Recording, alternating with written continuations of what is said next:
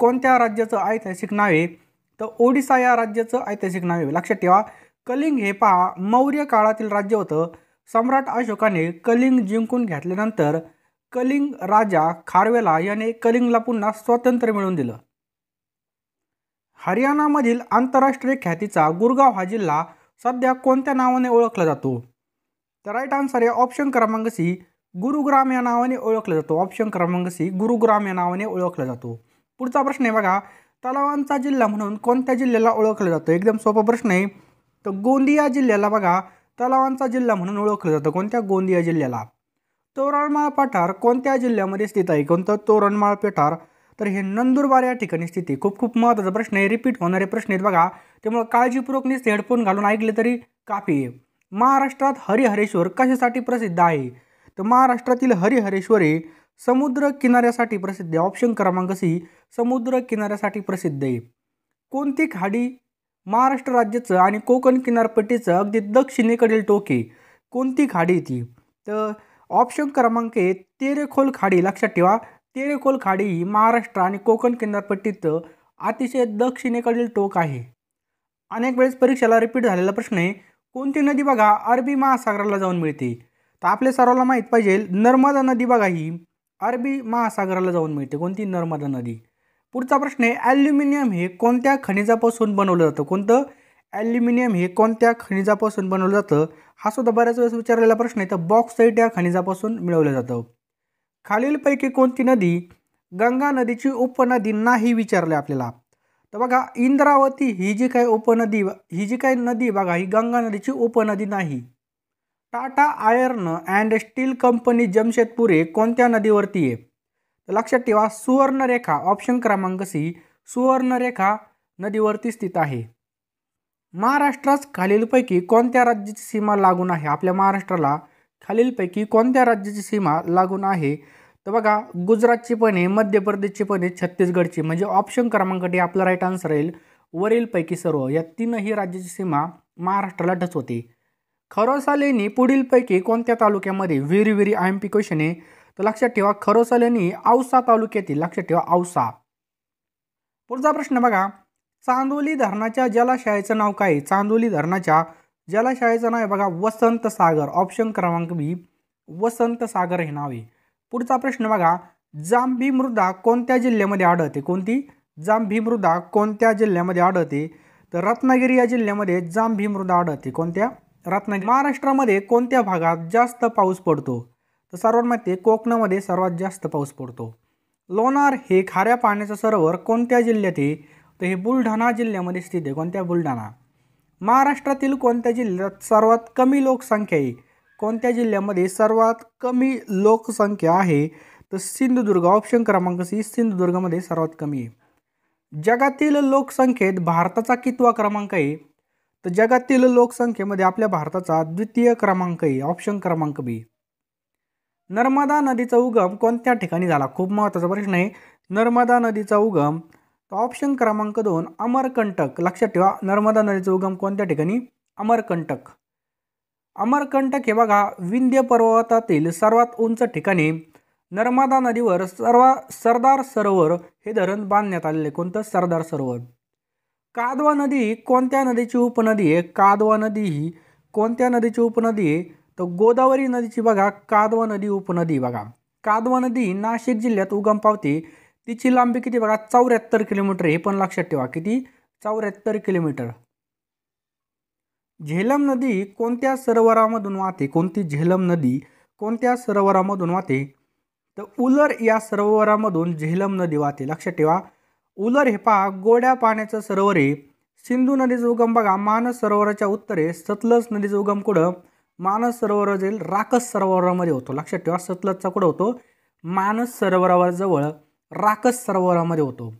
पुढचा प्रश्न आहे बघा, नाग अर्जुन हे धरण कोणत्या नदीवर बांधण्यात आलेलं आहे? तर या ठिकाणी बघा आपण नाग अर्जुन येतं तर कृष्णा आणि अर्जुन हे आपण लक्षात ठेवतो. मग लक्षात ठेवायचं कृष्णा नदीवरती. नाग अर्जुन हे धरण कोणत्या नदीवरती आहे? कृष्णा नदीवरती बांधण्यात आलेले. आलं लक्षात? पुढचा प्रश्न आहे बघा, खालीलपैकी कोणत्या राज्याला समुद्र किनारा नाही? तर आसाम या राज्याला बघा समुद्र किनारा लागत नाही. भारताला बघा एकूण 7,517 किलोमीटर लांबीचा समुद्रकिनारा लाभलेला आहे. भारतीय द्वीपकल्पाच्या पश्चिमेला अरबी समुद्र, पूर्वेला बघा बंगालचा उपसागर आहे. पश्चिम किनारपट्टीवरील राज्य लक्षात ठेवायचे आहेत आपल्याला. गुजरात आहे, महाराष्ट्र आहे, गोवा आहे, कर्नाटक आणि केरळ आहे. बघा पूर्व किनारपट्टीवर कोणकोणते आहेत? ओडिसा, आंध्र प्रदेश आणि तमिळनाडू हे पूर्व किनारपट्टीवरती. हे खूप महत्त्वाची माहिती आहे. पुढचा प्रश्न बघूयात आपण. आपल्या भारतामधील कोणत्या राज्याला देवभूमी असं म्हणतात? भारतामधील कोणत्या राज्याला देवभूमी असं म्हणतात? तर ऑप्शन क्रमांक 1 उत्तराखंडला काय म्हणतात? देवभूमी असं म्हटलं जातं. लक्षात ठेवा उत्तराखंड. उत्तराखंडची राजधानी कोणती बघा? देहरादून आहे. उत्तराखंडमध्ये एकूण 13 जिल्हे आहेत. हिंदी, पहाडी ह्या प्रमुख भाषा आहेत. या राज्याला देवभूमी असं सुद्धा म्हटलं जातं. लक्षद्वीप, टिंबटिंब या ठिकाणी काय प्रश्न आहे आपल्याला? लक्षद्वीप तर बघा अरबी समुद्रामध्ये लक्षद्वीप आहे. ऑप्शन क्रमांक 2 अरबी समुद्र. लक्षद्वीप बेट कुठे? अरबी समुद्र. अंदमान निकोबार आहे बंगालच्या उपसागरामध्ये. श्रीलंका कुठे आहे? तर हिंदी महासागरामध्ये. न्यूमूर बेट कुठे बघा? बंगालच्या उपसागरामध्ये. बंगालच्या उपसागरामध्ये 2 आहेत, न्यूमूर बेट, अंदमान निकोबार. आणि लक्षद्वीप बेट कुठे बघा? अरबी समुद्रामध्ये. कर्कवृत्त टिंबटिंब या राज्यातून जात नाही. कर्कवृत्त टिंबटिंब या राज्यातून जात नाही. तर बघा ओडिसा या राज्यामधून जात नाही. लक्षात ठेवा ओडिसा. कर्कवृत्त बघा एकूण 8 राज्यामधून जातं. कोणकोणते बघा? पहिले गुजरात, राजस्थान, मध्य प्रदेश, छत्तीसगड, झारखंड, पश्चिम बंगाल, त्रिपुरा आणि मिझोराम. आलं लक्षात? तर ओडिसामधून जात नाही. खालीलपैकी कोणतं एक उत्तर भारतीय मैदानी प्रदेशातील उष्ण स्थानिक वारे म्हणून निर्देशित करता येईल? उष्ण स्थानिक वारे म्हणून निर्देशित करता येईल. तर लू. लक्षात ठेवा लू. खालीलपैकी कोणत्या देशाची सीमा भारताला लागून नाही? कोणत्या देशाची सीमा भारताला लागून नाही? तर लक्षात ठेवा यापैकी नाही. भारताच्या सीमेला लागून असलेले देश कोणकोणते आहेत बघा? पाकिस्तान आहे, त्याच्यानंतर नेपाळ आहे, अफगाणिस्तान आहे, बांगलादेश आहे, म्यानमार आहे, चीन आहे. आलं लक्षात?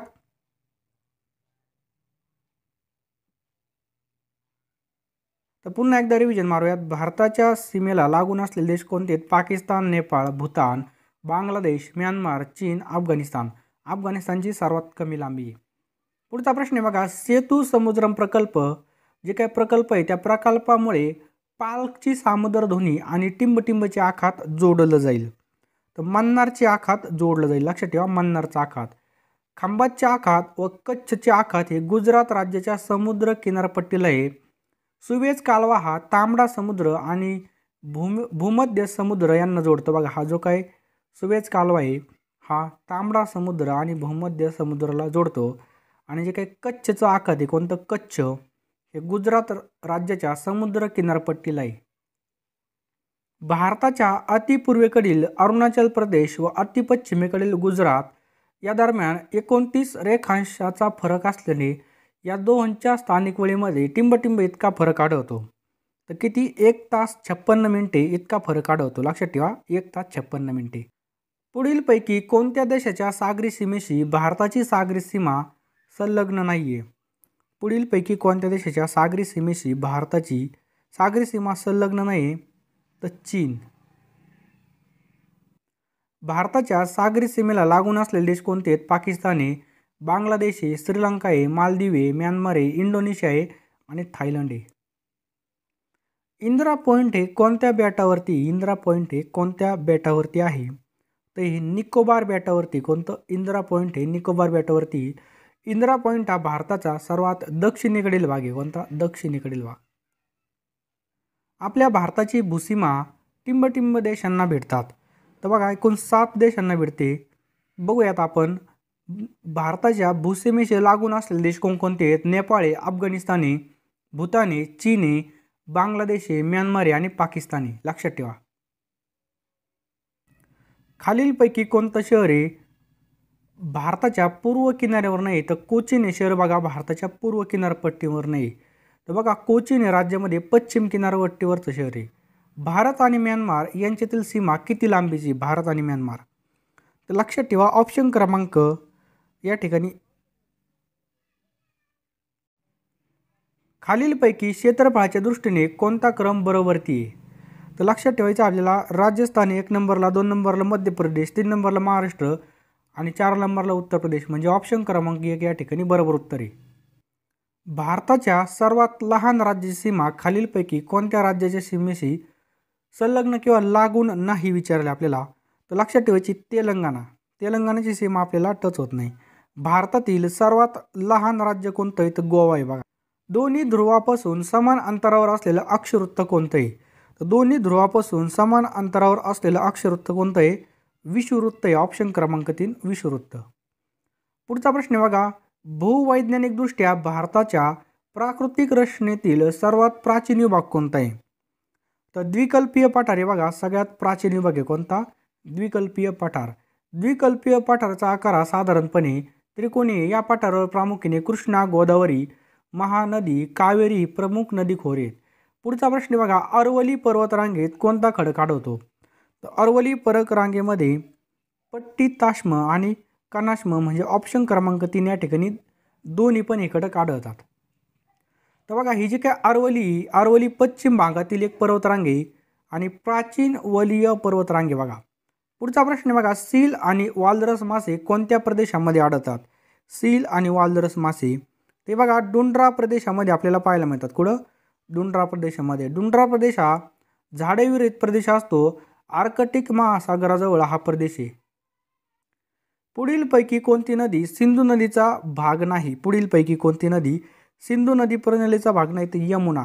लक्षात ठेवा, सिंधूच्या उपनद्या कोणत्या आहेत, झेलम आहे, सतलज आहे, रावी आहे, चिनाब आहे, बियास आहे आणि यमुना आहे बघा गंगेची उपनदी. लक्षात ठेवा, सिंधूच्या झेलम, सतलज, रावी, चिनाब आणि बियास. शरावती नदीवरील जोग किंवा गिरिसाप्पाचा धबधबा भारतातील सर्वात मोठा धबधबा कोणत्या राज्यामध्ये, तर हा बघा कर्नाटक या राज्यामध्ये. कोणत्या, कर्नाटक. जोग धबधबा हा बघा कर्नाटकतील सागर या ठिकाणी बघा. त्याची एकूण उंची किती आहे, 253 मीटर आहे आणि 829 फूट आहे. हा भारतामधील दुसरा आणि जगातील 13वा उंच धबधबा आहे. लक्षात ठेवा. लाव्हारसापासून बनलेल्या खडकांना काय म्हणतात, लाव्हारसापासून बनलेल्या खडकांना काय म्हणतात, तर अग्नीच खडक असं म्हणतात. ऑप्शन क्रमांक 1 अग्नीच खडक. ज्वालामुखीतून बाहेर पडलेला लावा थंड होऊन अग्निजन्य खडक तयार होतो. महाराष्ट्रामधील बेसाल्ट खडक हा अग्निजन्य खडक आहे, हे पण लक्षात ठेवा. पुढचा प्रश्न बघा, धूपगड, पंचमढी ही शिखरे कोणत्या पर्वतरांगेमध्ये अस्तित्वामध्ये आहेत, तर लक्षात ठेवायचं आहे आपल्याला सातपुडा. ऑप्शन क्रमांक 2 धूपगड, पंचमढी शिखरे कोणत्या पर्वतरांगेमध्ये, तर सातपुडा. सातपुडा पर्वतरांग महाराष्ट्र आणि मध्य प्रदेश या 2 राज्यामध्ये पसरलेली आणि तापी व नर्मदा या नद्या पर्वतरांगेमधून वाहतात. याच भारतातील सर्वात मोठं खाऱ्या पाण्याचं सरोवर कोणतं आहे, तर चिल्का ओडिसामधलं भारतातील सर्वात मोठं खाऱ्या पाण्याचं सरोवर आहे. महाराष्ट्रामधील लोणार सरोवर हे उल्कापातामुळे तयार झालेलं सरोवर आहे आणि केरळमधील वेंबनाड सरोवरालाच कायलास असं सुद्धा म्हटलं जातं. मांजरा पठार कोणत्या भागामध्ये, कोणतं, तर हे बघा मराठवाडा भागामध्ये मांजरा पठार आहे. मराठवाड्यात लातूर, उस्मानाबाद, नांदेड या भागामध्ये हे पठार आढळतं आणि मांजरा नदी सुद्धा याच भागामध्ये. गुरुशिखर खालीलपैकी कोणत्या पर्वतरांगेचं सर्वोच्च शिखर आहे, कोणतं, गुरुशिखर, तर लक्षात ठेवा अरवली. ऑप्शन क्रमांक 2 अरवली. अरवली पर्वतरांगेतील गुरुशिखर हे सर्वोच्च शिखर आहे. अरवली वली पर्वत असून माउंट आबू, पुष्कर या ठिकाणी अरवली पर्वतरांगेमध्ये. भारतामधील एकमेव जिवंत ज्वालामुखी कोणत्या ठिकाणी आहे, तर अंदमान निकोबार बेटामध्ये बघा. भारतातील एकमेव जिवंत ज्वालामुखी बॅरन बेटावर आढळतो आपल्याला. पुढचा प्रश्न बघा, थंड प्रदेशातील जलचर प्राणी आणि वनस्पती टिंबटिंबमुळे सुरक्षित राहतात, तर ऑप्शन्स क्रमांक 4 पाण्याचं असंगत आचरण याच्यामुळे जिवंत राहतात. पाण्याचं असंगत आचरण 4 डिग्री सेल्सिअसला होतं. पाण्याच्या असंगत आचरणामुळे जलाशयातील पाण्याचा फक्त वरचा थर गोठतो आणि आतलं पाणी बघा ती उबदार राहतं. त्यामुळे जलचर प्राणी आणि वनस्पती सुरक्षित राहतात. भारतात मुख्यत्वे जून ते सप्टेंबर या काळामध्ये पाऊस पडतो, तर कोणत्या प्रकारच्या वाऱ्यापासून पडतो, खूप महत्त्वाचा प्रश्न आहे, 5वा प्रश्न आहे. तर हा मोसमी वारे. ऑप्शन क्रमांक 1 मोसमी वाऱ्यापासून पडतो. वातावरणाच्या वरच्या भागामध्ये काही ठिकाणी आढळणारे अतिवेगवान वारे म्हणजे काय, त्याला काय म्हणतात, जेट स्ट्रीम असं म्हणतात. ऑप्शन क्रमांक 3 जेट स्ट्रीम. हा जेट स्ट्रीम प्रवाह भारताच्या उत्तरेकडे आढळतो. तो खूप उंचीवरून वेगाने पश्चिमेकडून आशियाकडे वाहत येतो. पुढचा प्रश्न बघा, ज्या ठिकाणी शेतजमीन पाण्यापेक्षा उच्च पातळीवर असते, ज्या ठिकाणी शेतजमीन पाण्यापेक्षा उच्च पातळीवर असते तेथे खालीलपैकी जलसिंचन म्हणजे कोणत्या पद्धतीचं जलसिंचन सुयोग्य ठरेल? तर उपसा जलसिंचन, ऑप्शन क्रमांक 4 उपसा जलसिंचन. उपसा जलसिंचन उतारावरची शेती आणि उपसा जलसिंचनचा वापर हा कोल्हापूर जिल्ह्यामध्ये सर्वात जास्त आहे. खालीलपैकी ज्वारी या पिकाची प्रसिद्ध जात कोणती आहे? तर ऑप्शन क्रमांक 1 मालदांडी 35 एक आहे बघा. कल्याण सोना ही गावाची जाते, श्रद्धा बाजरीची जाते, शांतीसुद्धा बाजरीची जाते. वरलक्ष्मी लक्ष्मी या खालीलपैकी कोणत्या पिकाच्या जातीत? वरलक्ष्मी लक्ष्मी या खालीलपैकी कोणत्या पिकाच्या जाती आहेत? त्या कापसाच्या जाती आहेत. कापसाच्या इतर जाती पण लक्षात ठेवा. देवराज, त्याच्यानंतर बुरी, कंबोडिया, वरुण, दुर्गा, अजित, फुले 492, DCH 32 इतर या बघा कापसाच्या जातीत. स्क्रीनशॉट मारून ठेवा. जंगल मृदा कोणत्या रंगाची असते? जंगल मृदा ती गडद तापकिरी रंगाची असते, हे पण लक्षात ठेवा. पुढचा प्रश्न आहे बघा. या ठिकाणी बघा जंगल मृदेमध्ये लोह संयुगाचं प्रमाण अधिक असल्याने या मृदेला बघा तांबडा रंग प्राप्त होतो. तांदूळ, ऊस, कापूस, भुईमूग इतर या मृदेमध्ये ही पिकं घेतली जातात. पुढचा प्रश्न आहे बघा. खालीलपैकी कोण परिसंस्थेचा प्राथमिक ग्राहक नाही? तर साप हा बघा प्राथमिक ग्राहक नाही आहे. पृथ्वी इंद्रधनुष्यामध्ये शेवटचा रंग कोणता आहे? तर जांभळा आहे बघा. ऑप्शन क्रमांक 4 जांभळा. तर जांभळा रंग हा याची तरंग लांबी सगळ्यात कमी असते. कशाची? जांभळ्या रंगाची तरंग लांबी सगळ्यात कमी असते बघा. आणि इंद्रधनुष्यातील 7 रंगापेक्षा जांभळा सर्वात शेवटी असतो. पुढचा प्रश्न बघा. ध्वनीचा वेग हवेपेक्षा पाण्यामध्ये कसा असतो? ध्वनीचा वेग हवेपेक्षा पाण्यामध्ये कसा असतो विचारला आपल्याला. तर ऑप्शन क्रमांक 1 खूप अधिक असतो. पाण्यामध्ये खूप अधिक असतो. तर बघा ध्वनीचा वेग हा वायू माध्यमाकडून स्थायू माध्यमाकडे जाताना वाढत जातो आणि ध्वनीचा सर्वाधिक वेग हा स्थायू माध्यमामध्ये असतो. त्या खालोखाल द्रव आणि त्या खालोखाल वायू माध्यमामध्ये ध्वनीचा वेग किती असतो? 340 असतो. किती? 340 मीटर प्रति सेकंद. ध्वनी प्रदूषण मोजण्याचं एकक कोणतं? तर आताच बघितलं आपण काय? डेसिबल. नेक्स्ट आहे बघा. ऊर्जेचा राखीव साठा म्हणून खालीलपैकी कोणाला ओळखलं जातं? ऊर्जेचा राखीव साठा म्हणून खालीलपैकी कोणाला ओळखलं जातं?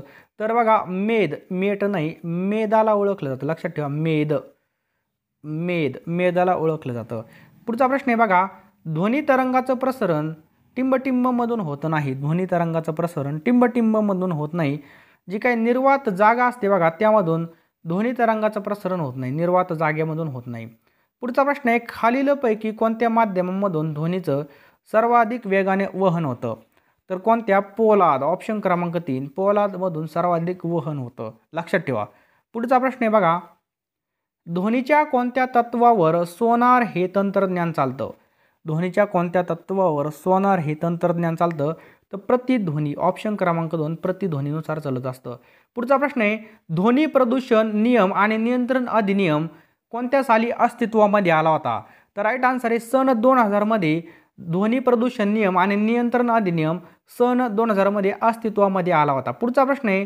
सूर्य हा क्षितिजाच्या थोड्या खाली असताना देखील आपल्याला दिसतो, याचं कारण विचारलंय. सूर्य हा क्षितिजाच्या थोड्या खाली असताना देखील आपल्याला दिसतो, याचं कारण विचारलेलं आहे. तर त्यावेळेस काय होतं बघा, प्रकाशाचं काय होतं?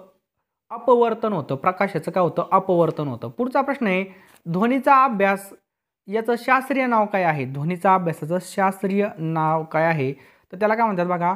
ॲक्वास्टिक्स. लक्षात ठेवा. ॲक्वास्टिक्स म्हणतात. ॲक्वास्टोक्नेस्टिक्स. पुढचा प्रश्न आहे. हर्ट्झ या मापनाचं एकक काय आहे? हर्ट्झ म्हणजे याच्यामध्ये वारंवारता मोजली जाते. काय? वारंवारता. पुढचा प्रश्न आहे. कलर ब्लाइंड हा जो काय दृष्टीदोष असणारी व्यक्ती खालीलपैकी कोणत्या रंगामध्ये फरक करू शकत नाही? Colour blindness. तर हिरवा आणि लाल. लक्षात ठेवा. लाल आणि हिरवा याच्यामध्ये काय होत नाही? फरक कळत नाही. हिरवा आणि लाल. लक्षात ठेवा. हिरवा आणि लाल. कलर ब्लाइंडनेस हा जनुकीय बाबतचा रोग आहे. या रोगावरती पूर्णपणे रामबाण उपाय अजून नाही आहे. बहिर्वक्र भिंगाच्या साहाय्याने कोणता दृष्टीदोष दूर केला जाऊ शकतो? तर दूरदृष्टीता हा दोष पूर्णपणे दूर केला जाऊ शकतो. दूरदृष्टीता या दोषामध्ये दूरचं स्पष्टपणे दिसतं मात्र जवळचं दिसत नाही. आणि निकटदृष्टीता या दोषामध्ये जवळचं आपल्याला दिसतं. निकटदृष्टीतामध्ये काय होतं? जवळचं दिसतं परंतु दूरचं मात्र दिसत नाही. याला अंतर्वक्र भिंगाचा वापर केला जातो. पुढचा प्रश्न आहे.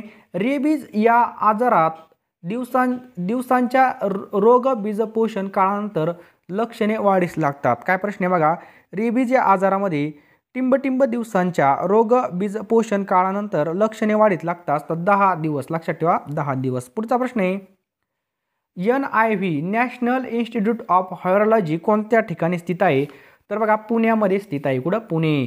पुढचा प्रश्न आहे, खालीलपैकी कोणता विषाणूजन्य आजार नाही? खालीलपैकी कोणता हा विषाणूजन्य आजार नाही?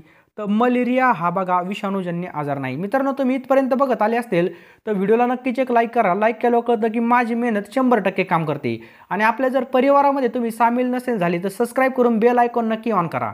पुढचा प्रश्न आहे, वाहनाच्या बाजूला आरसा करण्यासाठी कोणते भिंग वापरतात? काय प्रश्न आहे बघा, वाहनाचा जो काही बाजूचा आरसा आहे तो तयार करण्यासाठी कोणती भिंग किंवा काच वापरतात? तर त्याला काय म्हणतात? बहिर्वक्र. लक्षात ठेवा बहिर्वक्र, कॉन्व्हेक्स लेन्स. लक्षात ठेवा कॉन्व्हेक्स, बहिर्वक्र. पुढचा प्रश्न आहे, आरसा बघा जो काही आरशाचा ध्रुव आणि नाभी यांच्यातील अंतराला नाभी अंतर म्हणतात. तर नाभी अंतर हे वक्रता त्रिज्येचा कसं असतं? तर हे निम्म असतं बघा, निम्म. कसं असतं? निम्म असतं. पुढचा प्रश्न बघूयात आपण, विद्युत शेगड्या आणि विविध प्रकारचे विद्युत रोधक तयार करण्यासाठी धातूचं कोणतं संमिश्र वापरलं जातं? राईट आन्सर आहे त्याचं कोणतं? जर्मन सिल्वर वापरलं जातं. विद्युत शेगड्या आणि विविध प्रकारचे विद्युत रोधक तयार करण्यासाठी जर्मन सिल्वर हे संमिश्र वापरलं जातं. जर्मन सिल्वर हे निकेल, कॉपर आणि झिंक यांचं संमिश्र आहे. निकेल, कॉपर आणि झिंक. पुढचा प्रश्न आहे बघा, टिंबटिंब व टिंबटिंब हे शुद्ध अर्धवाहक किंवा सेमीकंडक्टर सुद्धा म्हणतात त्यांना. तर राईट आन्सर आहे बघा ऑप्शन क्रमांक 2 जर्मनियन आणि सिलिकॉन. तर बघा इतर बघूयात आपण काही अर्धवाहक, बोरॉन आहे, सिलिकॉन आहे, जर्मेनियम सुद्धा आहे, अरेझनिक आहे. त्याच्यानंतर बघा पोलोनियम. हे काय आहेत बघा, धातू आणि अधातू यांचा गुणधर्म दर्शवतात. त्यांना धातू सदृश किंवा अंशतः धातू असं म्हटलं जातं. पुढचा प्रश्न काय बघा, विद्युत घंटेमध्ये विद्युत ऊर्जेचं रूपांतर कशामध्ये होतं? तर जी काही विद्युत घंटा असते आपल्या, आपण दाराच्या बाहेर बेल लावलेली असते आपण टिंग टॉंग म्हणतो. तर बघा ध्वनी ऊर्जेमध्ये. कशामध्ये? ध्वनी ऊर्जेमध्ये. पुढचा प्रश्न आहे, आपल्या घरातील विद्युत प्रवाह 220 व्होल्ट या प्रकारचा असतो. तर जो काय 220 हा अंक व्होल्टेजच्या कोणत्या स्थितीचा निर्देश करतो? 220. राईट आन्सर त्याला आपण काय म्हणतो? परिणामी व्होल्टेज असं म्हणतो. लक्षात ठेवा परिणामी व्होल्टेज. पुढचा प्रश्न आहे, परिपथामध्ये असलेलं जे काय विद्युत धारेचं अस्तित्व ओळखण्यासाठी खालीलपैकी कोणत्या उपकरणाचा वापर होतो? तर राईट आन्सर आहे बघा ऑप्शन क्रमांक 3 गॅल्व्हॅनोमीटर. लक्षात ठेवा गॅल्व्हॅनोमीटर. व्होल्टमीटर हे बघा विभवांतर मोजण्यासाठी वापरलं जातं व्होल्टमीटर. आणि जनरेटर आपल्या सगळ्यांमध्ये जनरेटर कशासाठी असतं?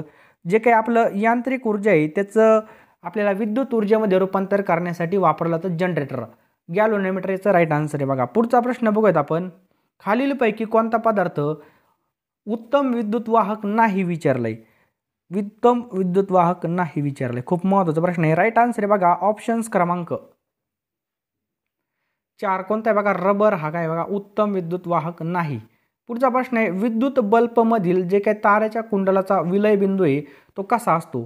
तर विद्युत कुंडलामध्ये तारेचा जो काही विलयन बिंदू आहे ते कसा असतो? राईट आन्सर आहे ऑप्शन क्रमांक 2 अतिउच्च असतो. कसा असतो? अतिउच्च असतो बल्बमधला. विद्युत बल्बमध्ये काय असतं? टंगस्टन असतं. नेक्स्ट आहे बघा, जे उपकरण यांत्रिक ऊर्जेचं रूपांतर विद्युत ऊर्जेत करतं त्याला काय म्हणतात? तर त्याला आपण म्हणतो बघा जनरेटर म्हणतो. आत्ताच बघितलं आपण काय म्हणतो? जनरेटर. तर जे काय व्होल्टमीटर असतं बघा ते व्होल्टमीटर विभवांतर मोजण्यासाठी असतं. ॲमीटर हे कशासाठी असतं? विद्युत धारा मोजण्यासाठी असतं. आणि गॅल्व्हॅनोमीटर हे डायरेक्ट करंट मोजण्यासाठी असतं. काय? डायरेक्ट करंट मोजण्यासाठी असतं. पुढचा प्रश्न आहे बघा, JSW पॉवर प्लॅन्ट हे काय वापर करून वीज निर्मित करते? तर हे कोळसा वापरून वीज निर्माण करतं. लक्षात ठेवा. यालाच काय म्हणतात? Ratnagiri power station. JSW कुठे? रत्नागिरी. रत्नागिरी जिल्ह्यातील जयगड जवळ नंदिवडे गावामध्ये हे पॉवर स्टेशन आहे. या प्रकल्पाची वीज निर्मिती क्षमता किती आहे? 1200. लक्षात ठेवा 1200 MW. पुढचा प्रश्न काय बघा, रात्री विद्युत दिवे गेल्यानंतर सौर ऊर्जेच्या कोणत्या साधनाने प्रकाश मिळू शकतो?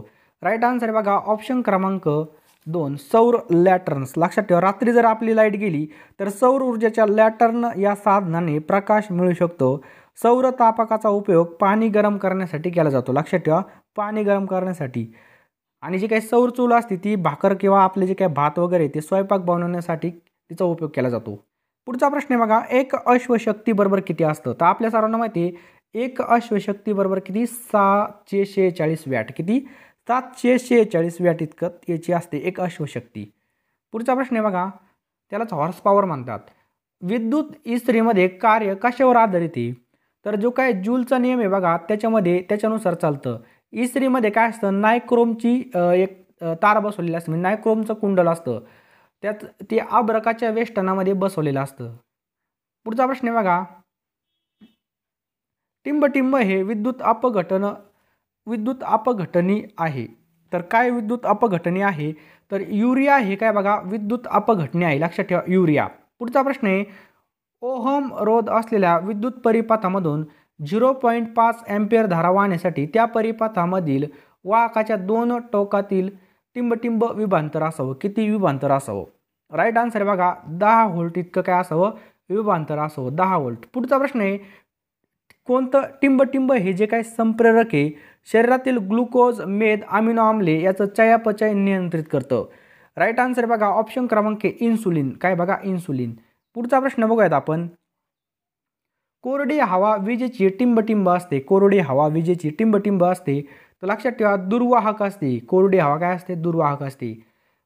आकाशाचा जो काही निळा रंग आहे हा प्रकाशाचं कशाचं उदाहरण आहे? तर हे प्रकाशाचं अपस्करण. लक्षात ठेवा प्रकाशाचं अपस्करणाचं उदाहरण.